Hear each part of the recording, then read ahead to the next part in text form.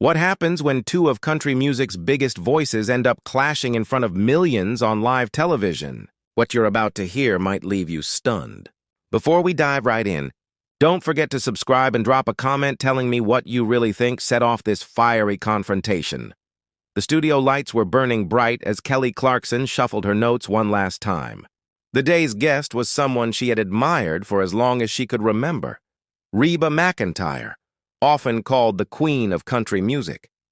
What was meant to be a warm celebration of Reba's incredible career was about to spiral into one of the most uncomfortable, unforgettable moments in daytime TV. "Welcome back to the Kelly Clarkson Show," Kelly said, her smile shining at the camera before she turned to greet her guest. "I'm here today with the one and only Reba McEntire. Reba, it's such a huge honor to have you here." Reba smiled in return, but behind her polite expression there was something a little guarded. "Thank you for having me, Kelly," she replied. Kelly didn't waste time getting into it. "Now, I have to ask you about your latest album. Reviews have been pretty mixed. Some critics are saying you're trying a little too hard to grab the attention of younger listeners. What's your take on that?" The question hovered in the air like a heavy cloud. Reba's smile slipped for a moment. "I'm sorry, Kelly, what exactly are you trying to suggest?" Kelly shifted in her chair, a bit uneasy, but pressed forward. "I just mean what some critics are saying, that maybe at this point in your career it would be better to stick to what you're known for instead of chasing what's trendy." "Chasing trends?" Reba repeated, her voice carrying a sharp edge now. "Kelly, I've been in this business longer than you've been alive. I don't chase anything." The audience felt the tension rising. Kelly gave a little laugh, trying to ease it off. "I didn't mean it like that, Reba. I just think your fans love that classic Reba sound." "My fans appreciate growth and change, the same way any thoughtful audience would," Reba shot back. "Are you really suggesting I should just keep singing the same songs for the next 20 years? Kelly's cheeks turned red. "That's not what I said at all. I'm only pointing out that some people feel your new direction doesn't quite fit you. Some people... Or you?" Reba leaned in closer. "Because from where I'm sitting, it sure sounds like this isn't about critics. It sounds like this is your own opinion."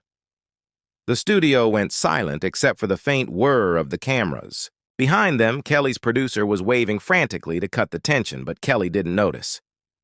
"Reba, I think you're misunderstanding me," Kelly said, her tone getting defensive. "I love your music, all of it.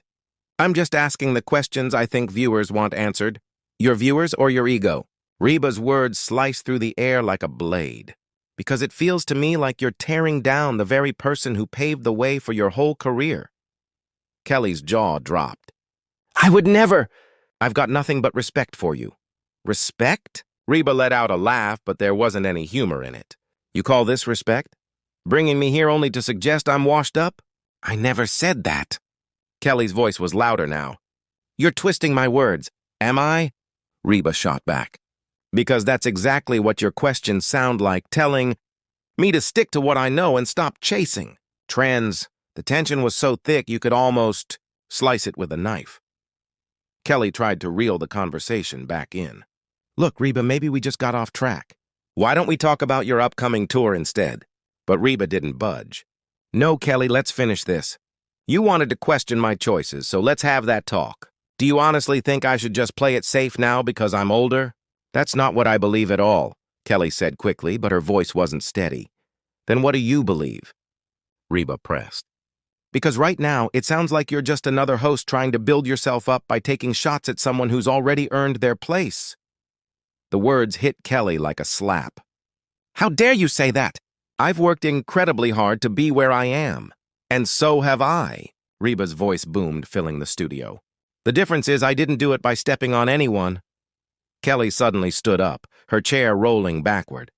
"I can't believe you'd say that to me after everything I've done to honor country music and artists like you." Reba rose too, matching her energy. "You want to honor country music? Then stop acting like its legends are ready to be put out to pasture." The audience was frozen in disbelief.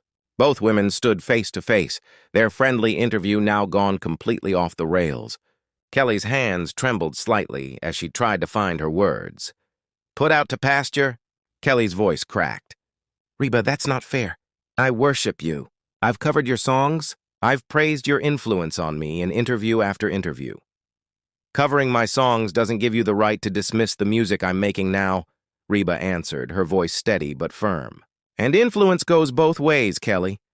Maybe you should think about that. The cameras rolled on as producers gestured wildly, but neither woman budged.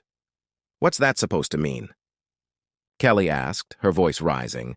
It means just because you've had success doesn't mean you know what it's like to fight for relevance decade after decade, Reba said.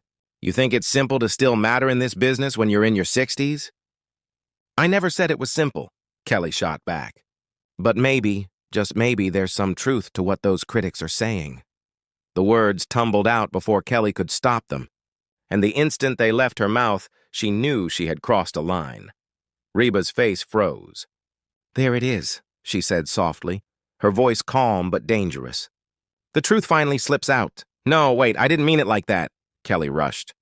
I just think all artists at some point need to be honest about where they are in their careers. Where I am in my career? Reba's eyebrows arched high. Kelly, I've sold more records than most people can dream of. I've starred in my own TV show. I've conquered Broadway. I've built an empire. So tell me, where exactly do you think I am? That's not what I meant, Kelly stammered, clearly flustered. I meant that maybe it's okay to embrace being a legend instead of proving yourself to people half your age. People half my age. Like you? Reba asked sharply. The studio was so quiet you could hear the air conditioning. I didn't say that, Kelly whispered. You didn't have to, Reba replied. But let me remind you. When you were just starting out, who were the women who showed you what was possible? Who broke down doors so you could even stand here today? Kelly's voice dropped to a whisper. Artists like you? Exactly. Artists like me, women like me, legends like me. And now that you've made it, now that you sit in that host chair, you think you get to decide when my time is over? Reba, please, Kelly begged. That's not what I'm doing. Then what are you doing? Because it looks like you're repeating the same cycle this industry always forces on women. Build us up, use us, and then toss us aside when you think we're no longer useful. Tears welled in Kelly's eyes. That's not true. I'd never do that to you. Wouldn't you? Reba challenged. Then why was your very first question about whether I should stay in my lane? Why did you bring up my age and claim I'm trying too hard? Because people are talking about it, Kelly stuttered. I thought it would be better to address it directly. People are talking, or your team told you it'd make for good TV? Reba asked, her words heavy. Kelly's mouth opened, but no words came. Reba nodded slowly. So that's what this is. You didn't invite me here to celebrate my career. You brought me here to stir up drama for your ratings. That's not true, Kelly insisted desperately. I really wanted you here. To ambush me with loaded questions about whether I'm finished? Reba fired back. It wasn't an ambush. It was just good television. The moment the words slipped out, Kelly knew she'd made a huge mistake. Reba's expression changed from anger to something colder. Disappointment. Good television, she repeated, each word heavy. So that's all this is to you? Good television? Reba, I didn't mean it that way. How did you mean it, Kelly? Reba asked firmly.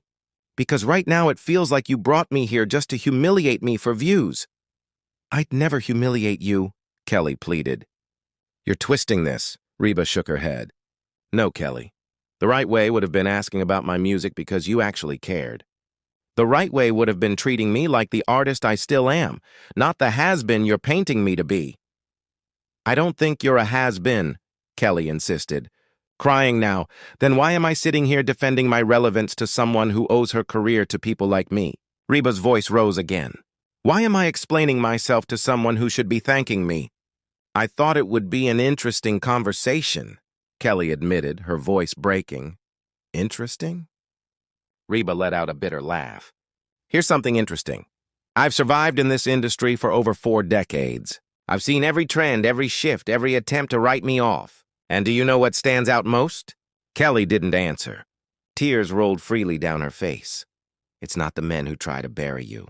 They'll ignore you, underestimate you, dismiss you. But it's always other women who try to drive the final nail, women who smile to your face and stab you on national TV.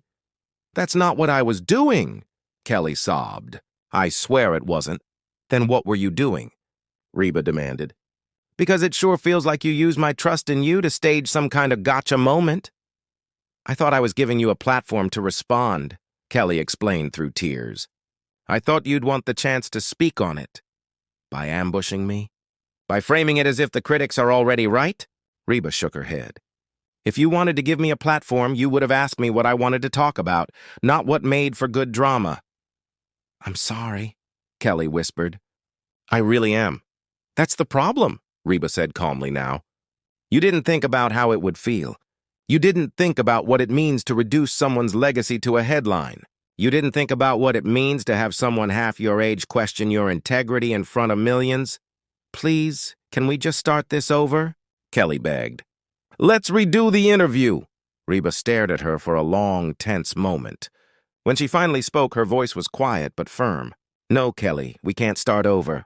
Because now I know what this really was. You didn't bring me here to celebrate my music or my life's work. You brought me here to manufacture a moment. Reba, please don't leave, Kelly cried. We can fix this. Reba unclipped her microphone and set it on the chair. Kelly, the only thing that needs fixing is your understanding of respect. She turned to the camera. For anyone watching, let me say this. Age does not erase worth.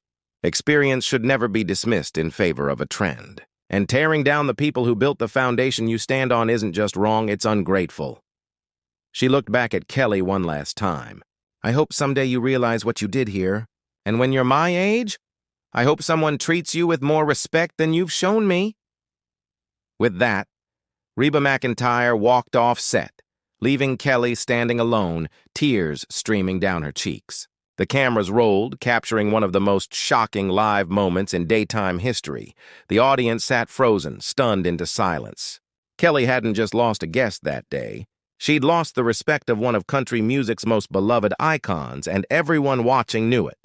So what do you think really drove Kelly to ask those questions? Was it just a slip in judgment, or was something deeper at play? Don't forget to subscribe for more unbelievable celebrity stories, and let me know in the comments what you think was really going through Kelly's mind during this unforgettable clash.